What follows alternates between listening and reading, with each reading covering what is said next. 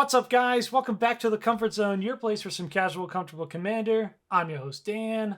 That's your host, John. John, what are we doing today?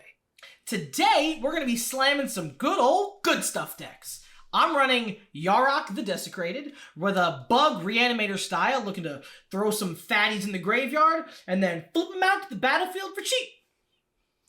Sweet. And we are running Ramos, the Dragon Engine, with his good old buddy Gigantha.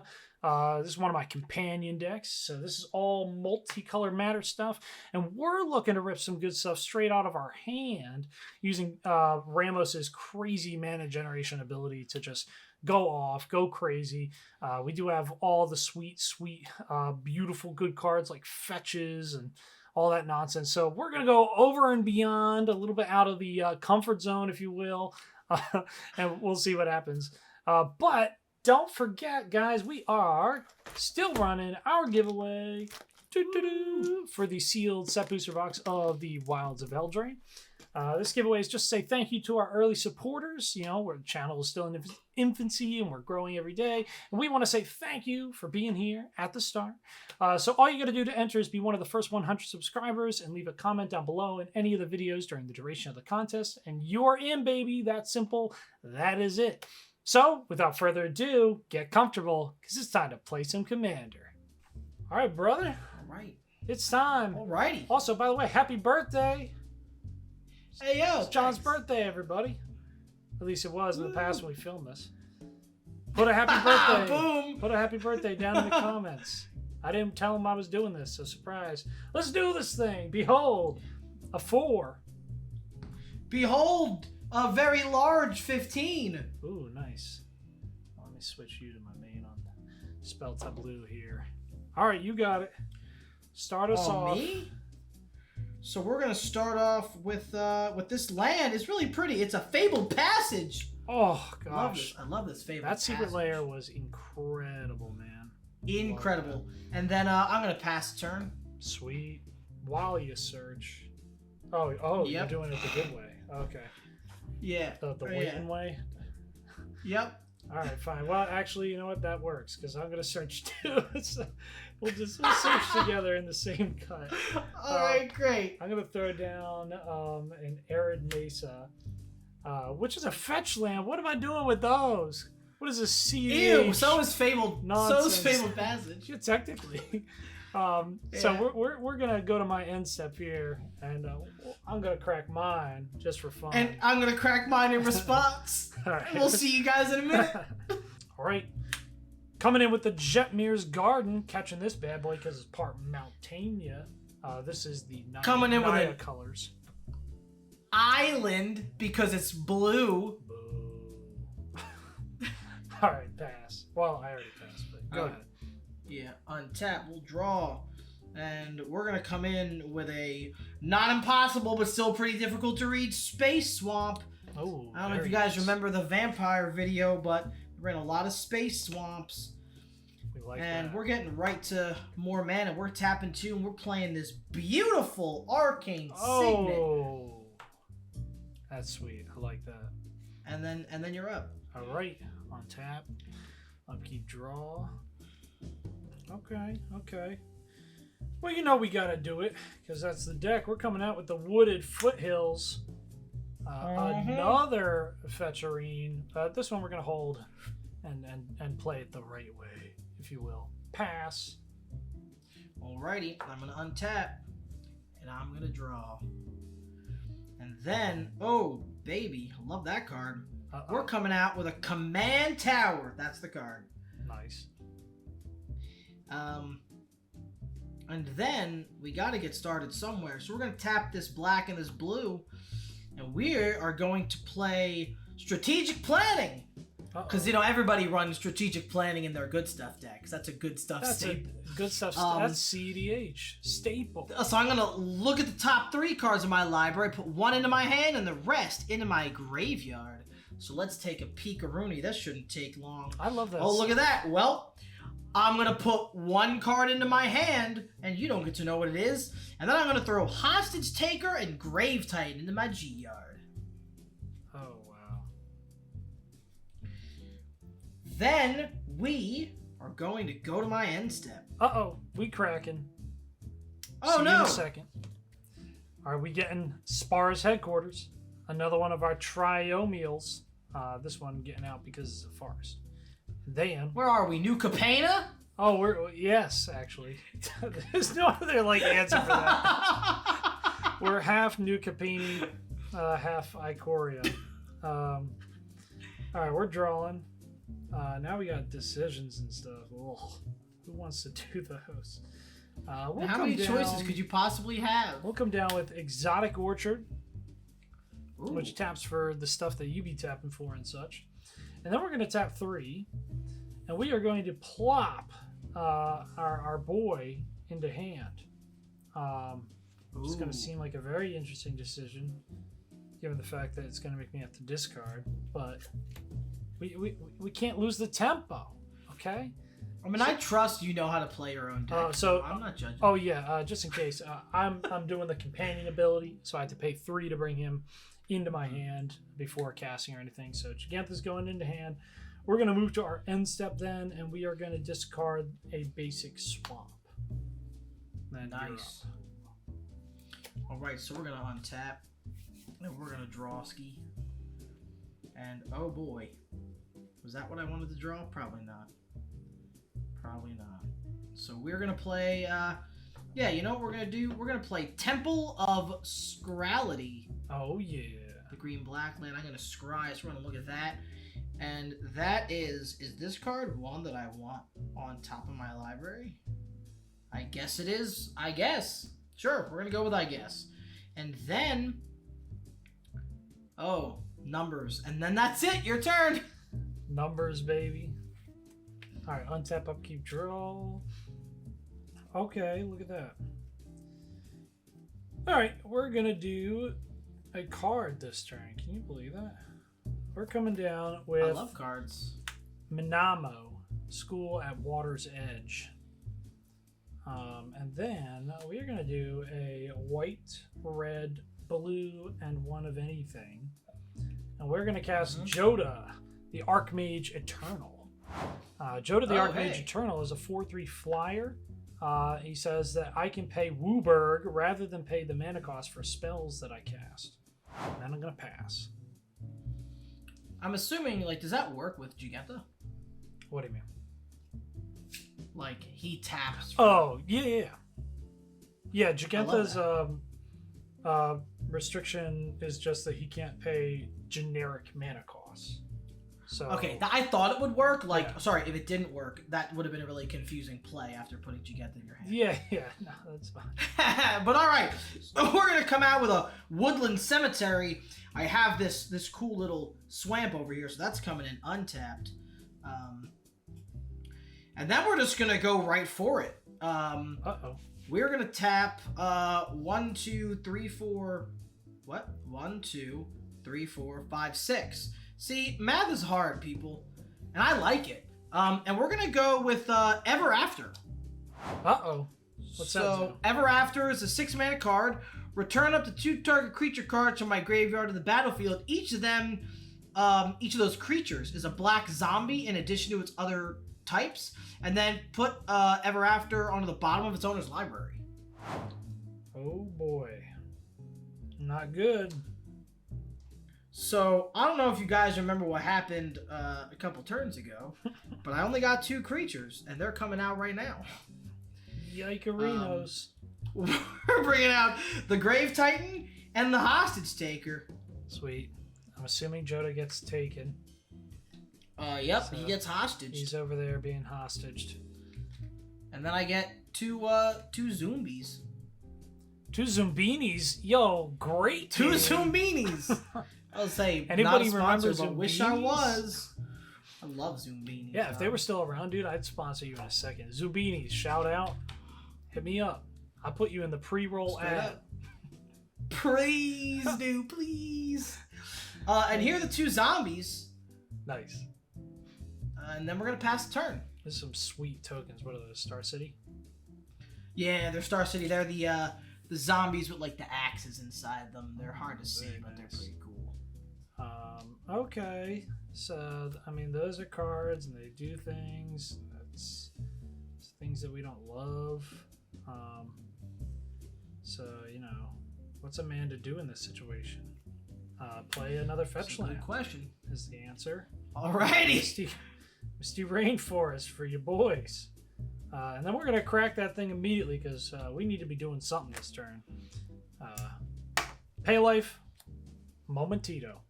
All right, we're going to get Overgrown Tomb. And of course, we're going to have it come into play untapped because life's a resource. And we really want to help our buddy win. It's his birthday after all. Sorry. Putting you on the spot. It's okay. Okay. And then, you know what? You got problems over there, but it's not like they're going to go away anytime soon. So we're just going to throw out Jegantha. And hope for the best. So here he comes. Jegantha, the Wellspring, baby, my companion. It's a 5/5. I can tap it to add Wooburg, but that mana can only be spent, cannot be spent to pay generic mana cost. So what that means for anybody that doesn't know is if you got that gray numerical symbol in your mana cost, that would be a generic mana. So I can only pay colored pips, basically, with this cost here. And that's going to be it for us. Pass. Alrighty. We're going to go and Yes. untap all these Landos. And hopefully we can do something else. I'm going to take damage. I'll tell you that. Damage is coming for me. It definitely is. So we're going to play one of our favorite kinds of basic lands here. We're going with the Unreadable Land. It's just a black square, but Cha-ching! it's a black square that is a swamp, so it's hard to forget. It's on theme.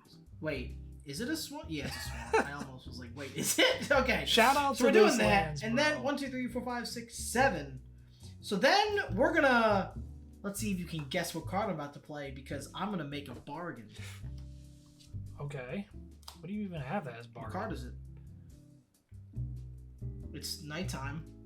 It's a moonlight bargain. Oh, okay. I was like, I thought you were referring to the keyword. I'm like, bro, did you really drop the dime for a Beseech the Mirror? I'm like, no way. Oh, listen. You can all take me at my word. I'm gonna get one, and when I do, it's going in this deck. Yeah, Just sure. not right now. So Moonlight Bargain.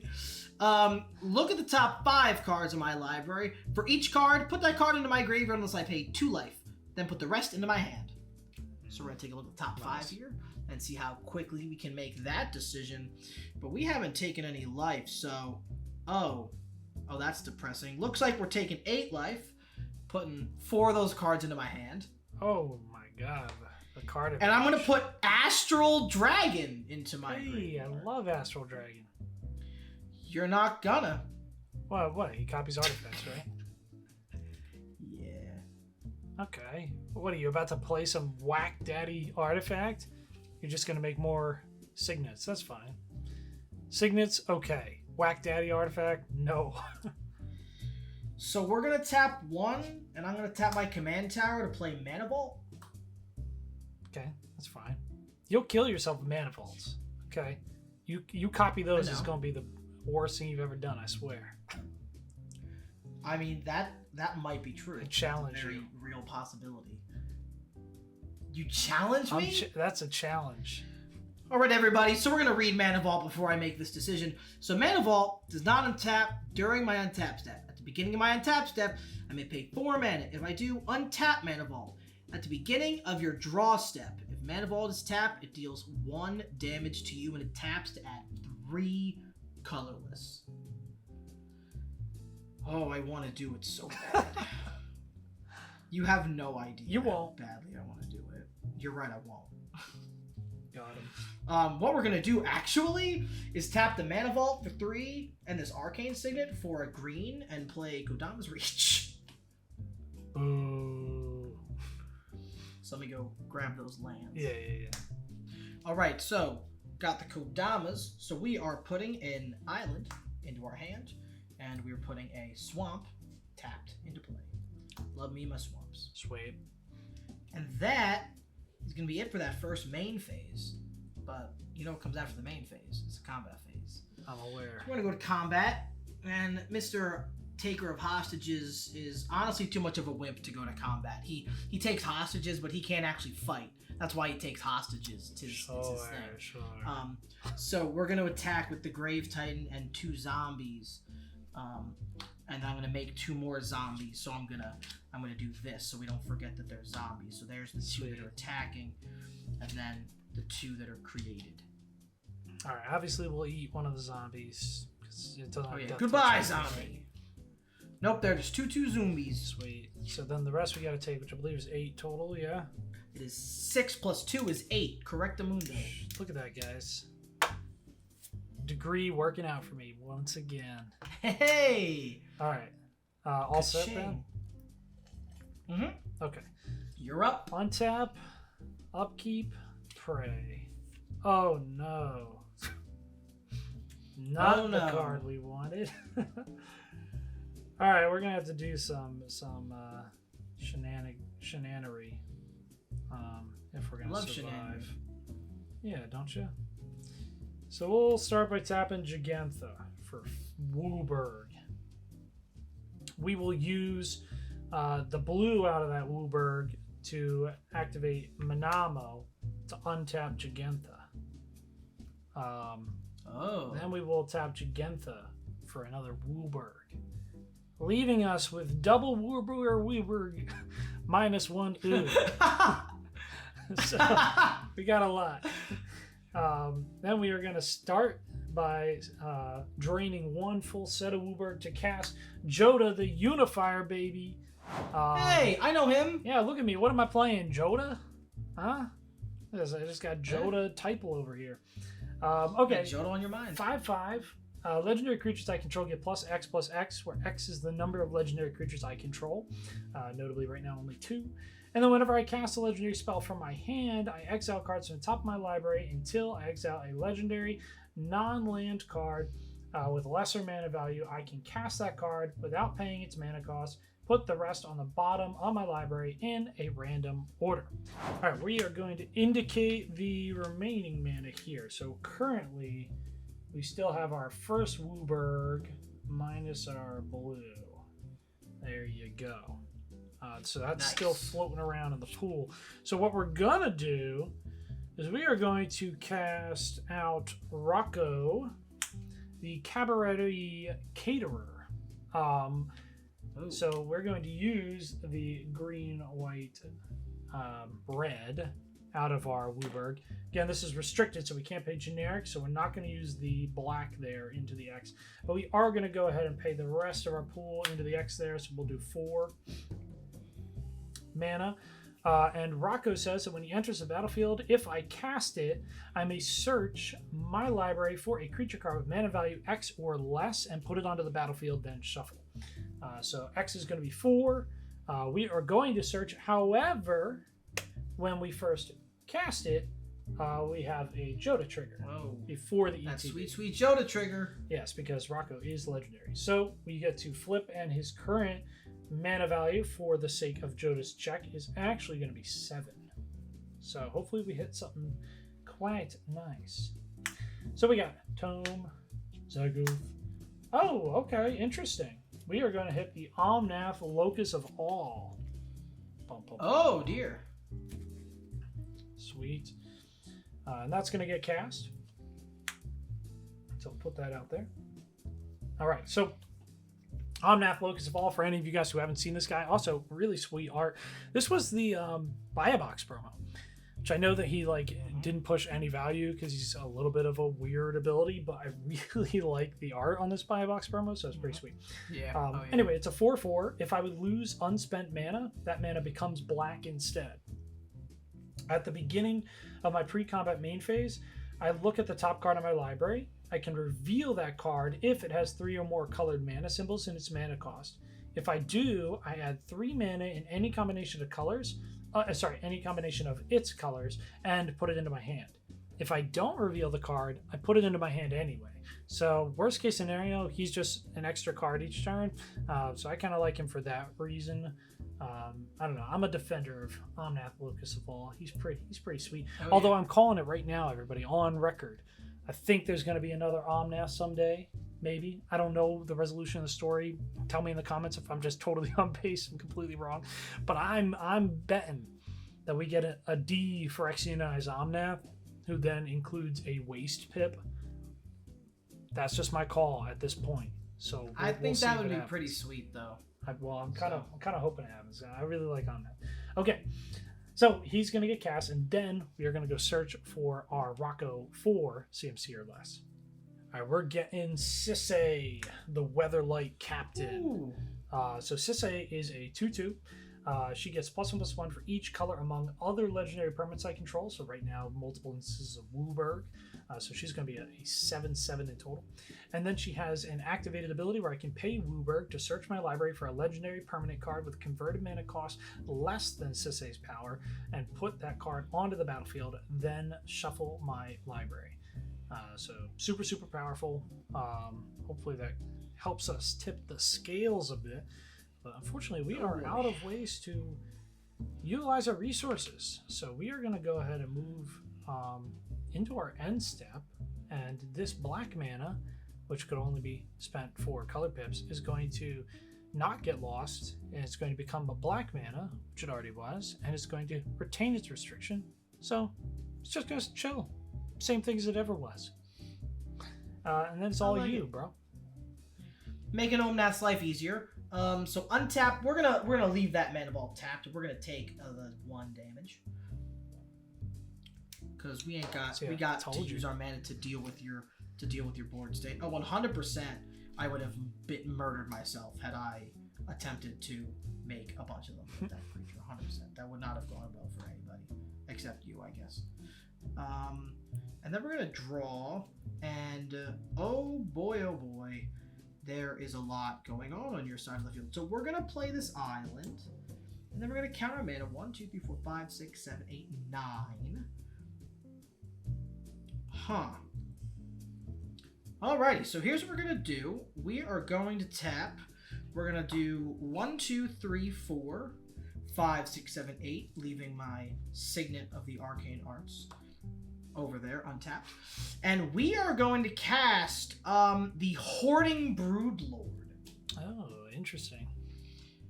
So, Hoarding Broodlord, for anybody who doesn't know, is a 7/6 Convoke Flying Dragon.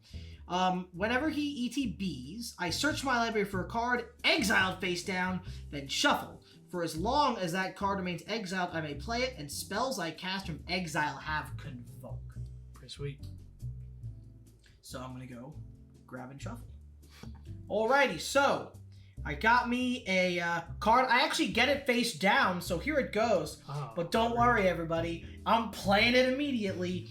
I'm going to tap 1, 2, 3, 4, 5 creatures, and I'm going to convoke a good old Living Death. Sweet. Living Death says each player exiles all creature cards from his or her graveyard, then sacrifices all creatures he or she controls, and then puts all cards he or she exiled this way onto the battlefield. Well, don't got a lot of those. I got all fetch lands, so it looks like your board's just going bye-bye. Goodbye. Don't forget, you get your boy. Beautiful OP board. Very sad. You get your boy. Oh, yo, Joda. And I get my Astral Dragon. Come on back to town, baby. And we're going to lose our... Sorry to say, everybody. What's it called? Astral Dragon is going to come in, and I'm going to make... It's a 4/4 flying, by the way. But Sure. When it ETBs, I'm going to create 2 tokens that are copies of target non-creature permanent, except they're 3/3 dragons in addition to their other types, and they have flying. So we're going to make 2 3/3 flying arcane signets. Seems powerful. All right, and then with this 1 remaining mana from this non-dragon arcane signet, we are going to reanimate. So reanimates that cool 1 mana, put target creature card from a graveyard into play under my control. I lose life equal to its CMC, and we're bringing back the Titan from the grave, as is his name. So and then cool, we're gonna plop a bunch of tokens. Cool is my choice descriptor. That, aside from losing the 6 life, that's gonna be the end of my turn. gonna draw some stuff. Wow. So you know that feeling when you go from like guaranteed victory to dwindling shards of hope. Well, if you don't know that feeling, here it is. Okay, we're drawing, we're praying, we're trying, we're doing our best. That's all that matters. We're gonna tap 5. We're gonna tap a good old spicy Wooburgerino. So we got the blue, we got white, red, black, green. Yep, so we still got it. Had to check. And we're gonna use Joda's ability here to allow us to cast out Chromatic Ori for only the Wooburg. Chromatic Ori allows me to spend mana as a mana of any color. I can tap it to add 5 waste mana. And I could pay 5, tap it, and draw a card for each color among permanents I control, which is always fun. But we are going to go ahead and tap it to add 5. And then we're going to use that 5, and we're going to cast the Invasion of Alara, which is a... Oh, what is that? Yeah, right, fun. So this one's kind of interesting. It's the Wooburg battle. It comes up with 7 defense counters or whatever. It's defense, right? I don't know. And John's going to be defending it. When Invasion of Alara enters the battlefield, I exile cards from the top of my library until I exile 2 non-land cards of mana value 4 or less. I can cast one of those 2 cards without paying its mana cost and put the other one into my hand. Then the other cards that were exiled this way get put on the bottom of my library in a random order. The backside of this battle is pretty crazy. It's Awaken the Maelstrom, which Awaken the Maelstrom is all colors. It has target player draws 2 cards. I can put an artifact from my hand onto the battlefield. I create a token that's a copy of target permanent I control. I distribute 3 +1/+1 counters among 1, 2, or 3 creatures I control, and I destroy target permanent and opponent controls. So it'd be doing a lot of the stuffs. But and it's like a spell, like it's reverse side. It casts it and then hits the grave. Yeah, it's just a sorcery. Yeah, so it just gets cast. I really like that one because a lot of them turn into permanents, whereas that one, like in theory, you can cast it, kill it, you get the spell, and the option to recur it is there, which I think is really cool because a lot of the battles I feel like are like one and done, and you have to recur a creature. But like if you can flash, there's all sorts of stuff I feel like you can do like that one differently. There's a couple that are really interesting. Battles are fun if you can spice up your life and put a couple in there. So we'll just grab some piles and flip. Do we exile? We exile face up, right? Exile cards since I'm yep. Okay. So we're exiling. We just want to get non-land. Oh my god, what's wrong with me? Non-land cards with 4 or less. So we're gonna go. It's 5. Oh great, 3 visits. Oh great, an amulet of vigor. What is up with me, huh? This is You're flipping off the top luck. I was gonna say it's I know. not. I was just gonna call back to last game where I got totally flipped overboard with the elixir. Man, like I always. You did still win that game. I always be flipping these early game cards. Okay, we get to cast one for free, which is barely relevant. But we'll cast the 3 visits, and we'll put the amulet into hand. So we are going to go get a forest. We're dwindling on life, so instead of doing anything else, we're just going to get a basic. There she blows. Hey, yo, and then play the amulet? Oh, the value. Oh, don't you like it? Although we're not going to play the amulet. You paid 5 mana to play 3 mana's worth of spells. I don't want to hear it, bro. Alright, listen. You're not wrong. Also, you didn't say anything. It's a reanimator deck, so my arcane copy dragon is a skeleton hand with wings. Oh, I like that. Yeah, very creative. Not good, but creative. And then we're actually going to play a bop. And I throw out a Birds of Paradise. I like green. Bop. Yeah, you like that? And that's going to be it, bruh. So Alrighty. We're passing and hoping we don't die. I mean, we're going to untap. And, I mean, I'd like you to die. Not like in the real way. Guess what? I'm taking another damage from that mana vault. This is what happens every time I play that card, except in Kinnan, is I'm like, I got my 3 mana out of it. I'm good. The way that you didn't make copies of it out of pure weakness. Yeah, sometimes you gotta be weak to be strong, man. Wow, truer words, bro. I don't know, that sounded good. I don't know what it means, but it sounded good. It means vulnerability. So we're gonna play a land. And then got some weird choices to make. So we're gonna cast a spell, and then that's gonna be an important part of what we're doing. We're gonna go 1, 2, 3, 4, tapping all those swamps, and I guess one of these green-black buddies. And we are going to play Final Parting. Hey, so Final Parting. Search my library for 2 cards, put one into my hand and the other into my graveyard, then shuffle your library. So I'm gonna need a minute. Alrighty, so we are going to put. Do I have to tell you what cards I put in my hand? I don't. Oh, I think so. don't. Oh, that's gross. So we're just gonna throw Sheoldred 0 titles into my graveyard. Sweet. Hate that card. Then 1, 2, 3, 4, 5, 6, 7. Am I really 1 mana short? Oh, that stinks. Let's hope so. Alright, well, whatever, I am. So, we are going to tap. I'm going to tap these 3, the 2 blue and then this 1 black, and we're going to cast the other card, which is Victimize. No way. A reanimation. You sound so spell? shocked. So, what we're going That's to what you do got? is I am going to sacrifice this poor zombie. Nice. Poor zombie. So what happens is I choose up to 2 creature cards in my graveyard. I'm choosing the Sheoldred I just put in there. No. And I'm gonna grab the hostage taker. No. Then I sack a creature. If I do, I put the 2 cards into play. Alright, so we're gonna be putting into play the 2 creatures, the Sheoldred. So when Sheoldred enters the battlefield, each opponent sacrifices a non-token creature or planeswalker. And then the hostage taker, as he said before, he ETBs, and I can exile target artifact or creature until he leaves the battlefield. I can cast it, blah, blah, blah. So we are targeting the artifact whose name I forget, but it's big and it taps for mana. That's what we're targeting. Chromatic Ori. Correct. Going into the hostage zone. And then the oh, Sheoldred yeah, trigger. I just sacrifice. Ooh, that's rough. I guess we gotta get rid of the birds. Poor birds. Oh, poor bird. All right. Then I gotta think, because I don't want you flipping that battle. Well, that would Not be, gonna think too hard though. So that would be quite miraculous if I did. I'd be having a It would be. 4/3 flyer, and it has 7 defense counters.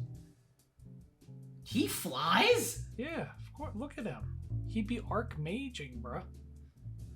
I don't know, man. I play tons of Magic and I can't fly.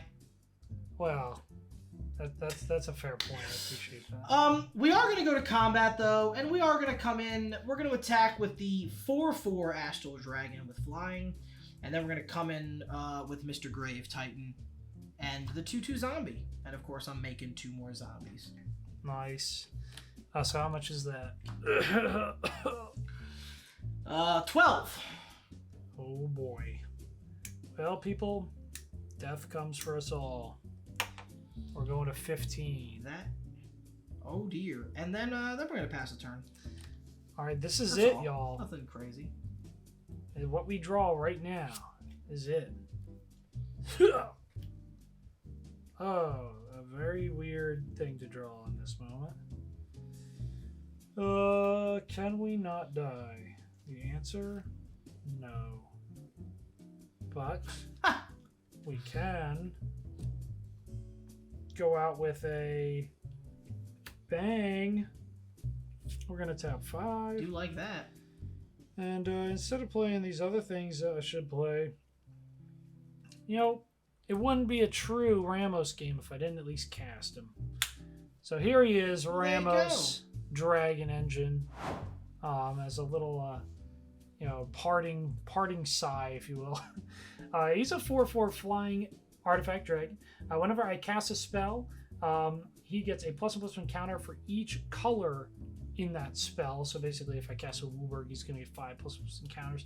And then I could remove 5++ encounters from Ramos to add double Wooburg to my mana pool. I can activate that ability only once each turn. So obviously, he's quite the value engine while being a dragon engine. So you got to appreciate that. And yeah, that's going to be it. So we're going to have to hang our heads and pass and psych! Amulet of Vigor. My heart was like, what possible card is he gonna play? Like, there's no way. What like the heck? A 1-mana 5-color hybrid spell just gets me the double Wooburg and blows up. No. Hey man. We're gonna throw that out, and that's all we got. We can't get into the battle because you got the weird claw hand Thopteroid thing, and we done. Go ahead. Alrighty, so we're gonna untap. We gonna make this pretty quick. There's one thing I need to do before we go to combat, so we're gonna do that. But we're gonna draw. We're still not untapping that thing, so we're taking another life, and then we're just gonna get right to it. So I'm gonna tap. I'm gonna go 1, 2, 3, 4, 5, and I literally got this card just because I haven't done this. Sheoldred. For 4 and a black, I can exile her and then return it to the battlefield transformed under its owner's control. Activate only as a sorcery, and only if an opponent has 8 or more cards in their graveyard. And I think you have that. So we're flipping her because I don't even remember what she does. So she enters as the True Scriptures, which is a cool looking saga. It reads, for each opponent, destroy up to 1 target creature or planeswalker that player controls. Bang! Gone! Joda. Hey! Oh, how sweet. I've never killed Joda the character 3 times in a single game. That's very interesting. Well, actually, technically, one time you took him hostage. But still, a unique experience nonetheless. Joda has been through a lot today. Yeah. And then if you're at 15, you only got 1 blocker. So I'm pretty sure if I know how to add 1, 2, what is it? 1, 2 plus 6 is 8. And 6 is 14. And then 6 in there is 20. 4 more in there would be 24. Yes, sir. That about does it. We're not going to block. That way I die. But Ramos lives on. He's going to flap away somewhere else in the multiverse. And we're just going to fade into the aether as a good old planeswalker do. Flap. Alright, GG, baby. GG, man. Yo. That was a good one. Woo. I'm a fan. That was a lot of fun. You know, it's one of those crazy swingy games when you get to this power level where, you know, obviously, like, this is one of my more push decks. So I run the fetch land base, so on and so forth. This is my only one where I pop those suckers out, but this deck tends to have those kind of crazy highs and lows, hit that cataclysmic turn where obviously, like, what was that one turn? I had like Gigantha on board. That was it. And then it was like double tap Gigantha to go and get the tutor and then get Sisay and then get a Joda flip and this whole 9 yards, and all of a sudden the game goes doof, and then it goes over to you and it goes doof. You know, I think sometimes that's a lot of fun. You know what I mean?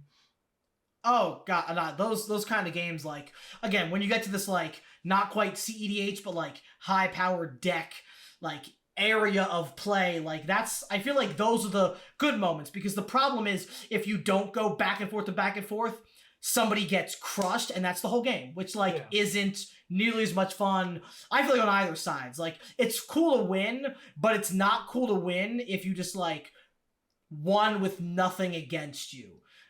Yeah, exactly. I feel like that makes it way more rewarding. No, I completely agree.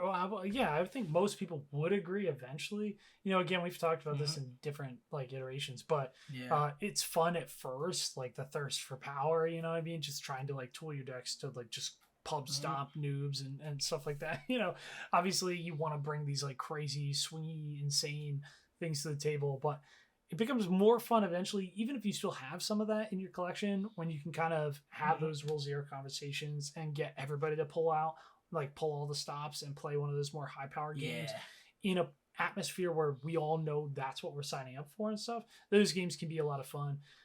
Which is why like a lot of times, like I don't necessarily like, even though I'm a casual player, this is a casual, comfortable channel.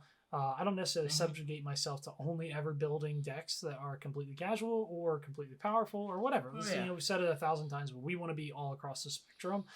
So these are two of our like stronger decks, but as long as we both come with that in mind and the playing field is a little bit even, you can get these really cool moments where maybe you're doing some swingier, more powerful spell casting than you would in a traditionally like fully casual game, but in an instance where it's a little bit more balanced, which is really cool. It's something I really like about these decks. Obviously, you've had Reanimator for a very long time, and it's gone through many different phases, so it's really cool to see it again. But why don't you tell the people about? So I built this deck. I'm pretty sure we were in like the 10th grade, so we're talking like 16 maybe. So 13 years I've had this deck, and it started out as Bug. I ran Dammy Sage of Stone. Because there wasn't really like a good Bug Reanimator. I mean, I think Carador existed, but I didn't want to play Carador. Everybody had Carador. It was not everybody, but you know what I mean. So I want to do something with the Bug colors. It's probably my favorite 3-color combination. At one point I had like 4 Bug decks. But so I've tooled the deck differently. At one point I swapped the commander to Child of Alara, but I kept the Bug mana base. So I could reanimate things, like there was that Tyrant of Discord, the red one I think that was. Or like I ran Combustible Gearhulk for a while. Like I was able to run some red and white stuff without needing to run the other colors of lands. So I literally just swapped creatures in and out, which was kind of neat. But Yarok, I feel like it's not as similar to some other Yarok decks I've seen, where Yarok really becomes this like absolutely nightmarish value engine. In this deck, I don't even play him all the time, but when I do, he's not like a nightmarish value engine, he's just nightmarish. Because like the exile becomes a double exile, the Massacre Worm becomes a -4/-4. Like there is nothing nice about what happens when I get him into play. But there's just so many, they've added so many cool cards over the years, getting like a new Sheoldred, which Sheoldred the Apocalypse wasn't my favorite. So when they added Sheoldred, I was thrilled that she fit into the theme of the deck. Like, it's just one that I've had for a while, and it's always been pretty highly tooled, and it gives me to put a place for those tutors, so I get to kind of run the deck more like a toolbox of mean, aggressive Reanimator stuff, as opposed to just like land rampant value, which is what Yarok is a lot of the time. So it makes me really happy that this is where the deck is, and getting to play it for so many years is super cool. Yeah, I think that's awesome. I mean, I personally, I love a deck with like some legacy. You guys have heard me do some story time stuff in the past, but like, I don't know, your own decks eventually end up having like nostalgia value to you, which is cool, right? Because like we're all suckers for some good nostalgia value. I mean, come on, the Princess Bride Secret Lair, like Wizards understands, but you can almost do that trap to yourself. Like I have decks that I don't take apart because of nostalgia value, or I've updated them or tooled them, kind of like John's story here, and you eventually reach a point where like the deck doesn't even necessarily look like its original incantation, but it's got some elements in there that call back to how it was originally, and every time you see them you're like, oh man, this card. And I don't know, that feeling is really cool, and I get a little bit of that vicariously like every time I see Reanimator. Especially because, like you said, like we've been playing for so long, and back when you first put it together, like this was our first experience with a reanimation style like vibe at all. Even like a 60 card almost. I don't think I ever did any reanimation stuff until you put this thing together. So it was really cool, just the legacy of that. Like over time, going for the different like reanimation targets and the swings and echelons of power. And I loved the Child of Alara phase. I just think that I miss it. I do. No, it's so cool. And it's funny because you can see how it like a little bit led into where it is now, because during that time, the focus became like getting the good like ETBs, which eventually informed like the decision to go with Yarok. So I just think that it's really cool to see that, and I still love playing against the deck. As far as Ramos over here was concerned, we almost got there. The only kind of bummer is that we didn't get to cast Ramos at a point in the game where it was actually like relatively relevant. So I would love to show you guys how this card actually works. It's one of the craziest engines I've ever seen in my life, especially if I can get a flash enabler. I know, okay, roast me, put me down in the comments, flash enabler fanboy, what can you do? Ramos' ability is not restricted to my own turn, so being able to take off the counters to add double Wooburg on somebody else's turn with a flash enabler, it's only restricted to once per turn, so I could get a whole turn cycle of that if you know the cards are aligned, and usually that ends games, which I don't know. You know, my favorite thing about this deck, even though like it seems like it runs a bunch of powerful things, and this is where I house like a few more of my tutorish abilities as well because of the power level it sits at. But my favorite thing about this is it creates these lines and game interactions which are just legendary. Like we talked about it, but we didn't talk about this element of it. But when we went to the MagicCon Philadelphia, we ran this game with these guys, and the one dude was the guy with the Yarok deck and whatever.